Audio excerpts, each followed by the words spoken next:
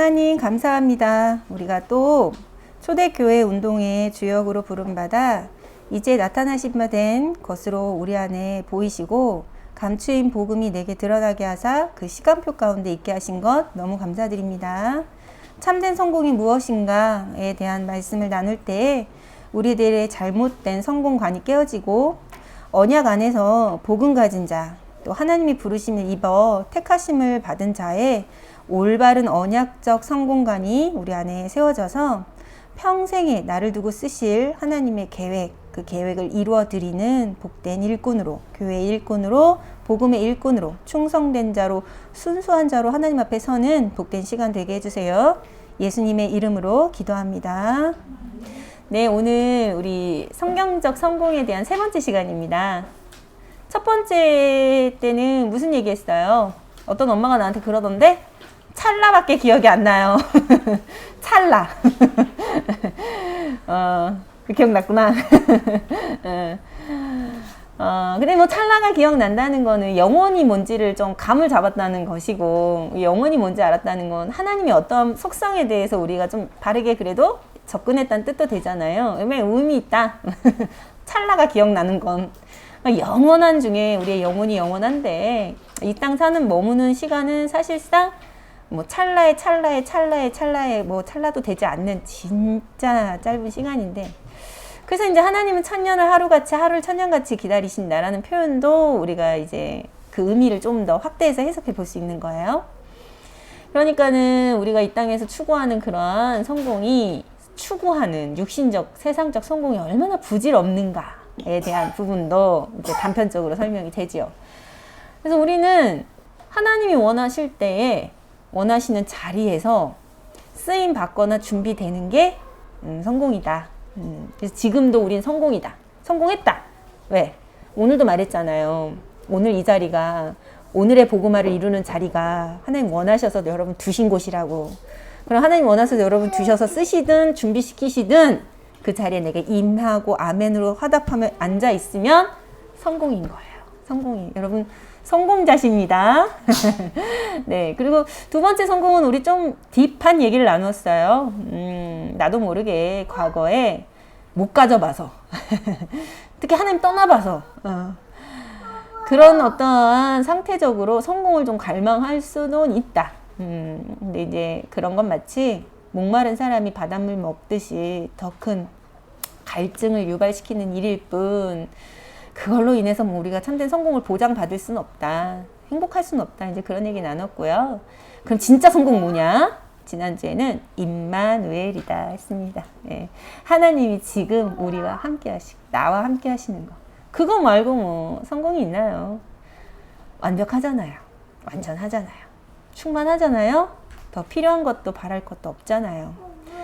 충분하잖아요. 그게 성공이다. 자, 그럼 오늘의 성공은 어떠한 이야기를 나눌 것이냐면 보좌의 축복입니다. 실제 이제 눈에 보이는 어떠한 결과물을 우리가 좀 이야기해 볼 시간이 된 거예요. 세상은 그걸 좋아하잖아요. 그죠? 눈에 보이는 결과. 오늘 목사님 자신을 성찰하시면서 나는 너무 결과주의적인 걸 바랬다. 과정을 생략하고. 그러니까 우리 자녀한테 언약 속으로 들어가는 걸 보여주질 못했다. 기도 속으로 들어가는 걸 못 보여줬다. 뭐 전도 속으로 들어가는 삶을 못 보여준 것 같다. 이제 과정을 조금 놓친 것 같다. 뭐 이런 포럼도 하셨지만, 하나님께서 우리에게 이제 나타내신 바 된 것, 그래서 그 나타내신 바 된 것이 결국은 복음인데 감추어졌다가 내게 드러내게 하신 것, 그게 사실은 보좌의 축복이에요. 그래서 이 세 번째 시간에는 조금 드러나는 것, 보여지는 것에 대한 이야기를 좀 나눌게요. 근데 세상은 이게 다라는 거야. 결국 과정 빨고 보여지는 성공의 어떤 척도, 그걸 굳이 또 물질로 한다? 숫자로 하고, 그러니까 뭐 통장 잔고에 얼마 들었고, 뭐 내가 가진 자산이 얼마 정도고, 뭐 앞으로 받는 연금에 따라서 내 노후가 어떻게 될 거고, 내내 요런 얘기, 그죠? 그런 거로 성공을 잰다니까. 그럼 우린 그게 안 중요하냐? 안 중요하진 않아요. 더 중요한 게 있기 때문에 앞전 시간이 있었던 거고, 우리도 눈에 보이는 게 우리도 있지요. 우리의 육신도 삶도 있기에 이제 눈에 보이는, 즉 감추어진 바 된 것이 이제 나타내시게 된 그것. 성공에 대한 어떤 부분이 보이는 것도 있다는 거예요. 하나님 자녀에게도. 그럼 하나님 자녀에게, 성도에게, 전도자에게, 후대를 키우는 이 시대 렘넌트 메이커들에게, 남은 자들에게 보이시는 성공, 나타내게 하시는 성공은 뭐냐? 그게 단순히 어떤 물질적, 육신적, 어떤 우리가 숫자로 나타낼 수 있는 척도도 될 수 있어요. 여러분이 하나님 주신 힘으로 열심히 일했어. 그래서 꽤 많은 돈을 모았어. 성공했지? 그지? 그게 성공이 아니라고 말을 못해. 그죠? 그것도 성공이야. 또 누군가는 그런 것보다는 기도를 많이 쌓았어. 응? 진짜 교회를 위해서, 자녀를 위해서, 그리고 목사님을 위해서, 강단을 위해서, 성도를 위해서 기도를 많이 쌓았어. 그래서 성도님들이 그분을 보면 존경하고 사랑하고 또 경외하고, 그분의 후대들이 다 교회 속에, 교회 밖에 속에서 다 이렇게 사랑받고 존경받고 추앙받는 인물들로 자랐어. 그것도 성공이라 볼 수 있죠. 어떤 면에서 우리 이게 좀 더 가치 있다 보지. 응? 물질적인 성공도 필요하고 명예적 성공도 있다는 거예요. 근데 그런 성공은 하나님이 주시기도 하고 가져가시기도 하는 거야. 물질적 성공, 명예적 성공, 하나님 자녀로서의 성공으로 주시기도 하고 때론 가져가시기도 하는 성공이야. 그럼 이런 성공을 뭐라 하냐면 가변적 성공이라 해. 부수적 성공이라 해. 줄 수도 있고 안 줄 수도 있고, 필요하면 주고 안 필요하면 주고, 줬을 때 잘하면 주고 줬는데 못하면 뺏어가고. 가변적 성공. 그럼 이거는 절대적일까 아닐까? 아니죠. 근데 많은 기독교인들이 이 가변적 성공에 의해서 많이 좌지우지 돼요. 그건 그들이 신앙이 약해서거나 못돼서 그런 게 아니라 몰라서 그래. 절대적 성공이 뭔지 몰라서 그래. 그럼 우리는 눈에 보이는 절대적 성공을 추구하면 되겠네요. 그 절대적 성공을 두고 추구하고 있으면 가변적 성공은 주실 수도 있고 안 주실 수도 있겠네. 그게 맞아요. 그럼 절대적 성공인데 눈에 보이는 성공을 오늘 우리가 이야기 나눠볼 거예요. 그게 뭔지 아세요? 절대적 성공이야. 절대적 성공이라 하면 하나님이 하셔서 이루시는 성공. 여러분의 인생을 통해 반드시. 그래서 없으면 안 되는 성공. 우리의 인생에서 꼭 있어야 되는 성공. 절대적 성공. 그게 뭐냐? 교회의 일꾼 되시는 거예요. 그게 절대적 성공이야. 그래서 로마서 16장의 인물들은 교회의 일꾼들의 별명이에요. 로마서 16장의 인물들 있잖아요. 그들의 일꾼의 별명도 다 나오잖아요. 바울이 얼마나 그러면 그들을 사랑했고 관심 있었고 애칭을 지어 불렀으며 깊은 기도 속에 있었고, 얼마나 이렇게 서로 통신수단이 열악했던 그때에 밀접하게 교류했는지를 단적으로 드러내죠. 애칭을 불렀다니까. 애칭을, 별명을 지어줬다니까. 그들이 받았던 절대적 성공. 그러니까 어떤 이는 가난했어요. 어떤 이는 부자였고요. 어떤 이는 명예로웠고요. 어떤 이는 노예였어요. 비참한 삶을 살기도 했어요. 근데 그런 가변적 성공은 필요하면 주셨고 필요 없으시면 가져가시기도 했어요. 그리고 노예가 귀족이 되기도 하셨어요. 귀족이 노예가 되기도 하셨어요. 아주 잘 나가던 사람이 추방당하기도 했고, 아주 못 나가던 사람이 갑자기 높이 뜨기도 했어요. 그러니까 그런 거는 큰 의미가 없다는 거예요. 변할 수 있다는 거. 절대적인 건 그들이 모두 공통적으로 교회의 일꾼 되어졌다는 거예요. 그러면 세 번째 오늘의 보좌의 축복은 뭐예요? 하나님이 세우신 교회, 그 교회에 나를 일꾼 삼으시는 것이 절대적 축복, 성공이다. 그렇게 결론 내리시면 돼요. 그러면 이제 여러분이 생각하는 교회에 여러분이 생각하는 일꾼이라는 협소한 의미에 갇히면 되게 식상하는 얘기가 될 수 있어. 지금 내가 하는 말이.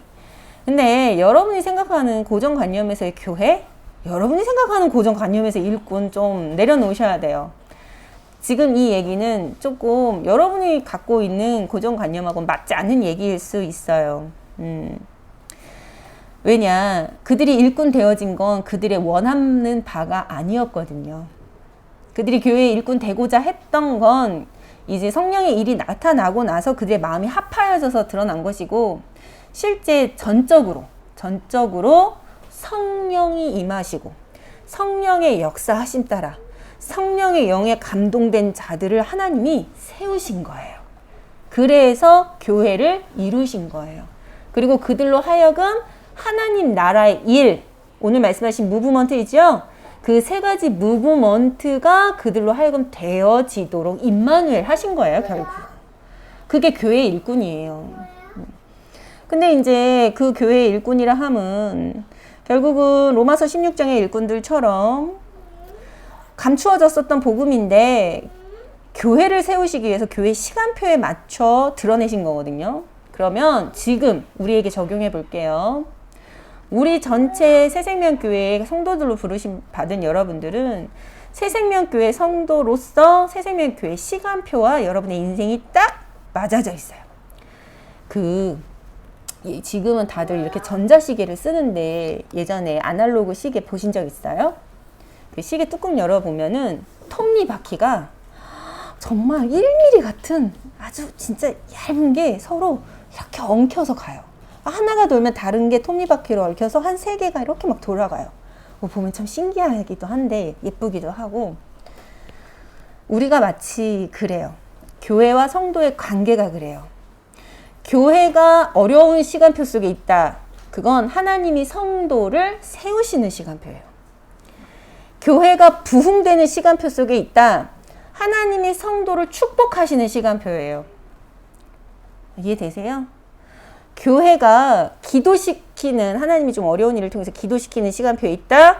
그럼 성도들이 자립하는 시간표예요. 이토록 교회와 성도의 시간표는 톱니바퀴와 톱니바퀴가 맞물린 것 같이 연결되어 있어요. 그럼 지금 우리 교회 시간표에 따라 여러분의 인생이 어떠한가 여러분의 시간표를 볼 수 있고, 더 중요한 것, 그 속에서 우리가 따로 만나졌죠? 우리가 그 안에 교회로서 또 만나졌어요. 그러면 태영아부의 시간표에 따라 여러분 개인의 인생 시간표가 또한 맞물려 있는 거예요. 그러면 여러분이 이 모임의 교회로서 그 속에 일꾼으로서 부름을 받았는데, 그럼 우리 태영아부 이 교회의 시간표를 알면 되겠네요. 우리 태영아부 교회의 시간표는 어떤 시간표냐? 바로 개척 시간표예요. 개척하는 시간표. 그럼 개척하는 시간표 속에 두신 교회 일꾼들에게는 하나님의 이 복음이 어떻게 나타내신 바가 되겠어요? 자립되게 하십니다. 나를 자립되게 하시는 거예요. 우리 전도사님 통해 자립되는 모습을 보이시고, 우리 권사님, 부장님을 통해 자립되는 모습을 보이시는 거예요. 우리 각 성도님들의 모습을 통해 자립되는 모습을 보이시는 거예요. 그럼 자립되는 게 뭐냐? 1차적으로는 내가 나를 스스로 살리고 세울 수 있는 게 자립이에요. 누구의 도움 없이. 그치?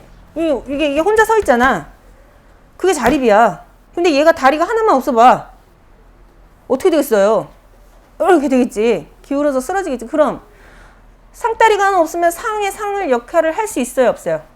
없죠? 그럼 상이 아니야. 더 이상 쓰레기지.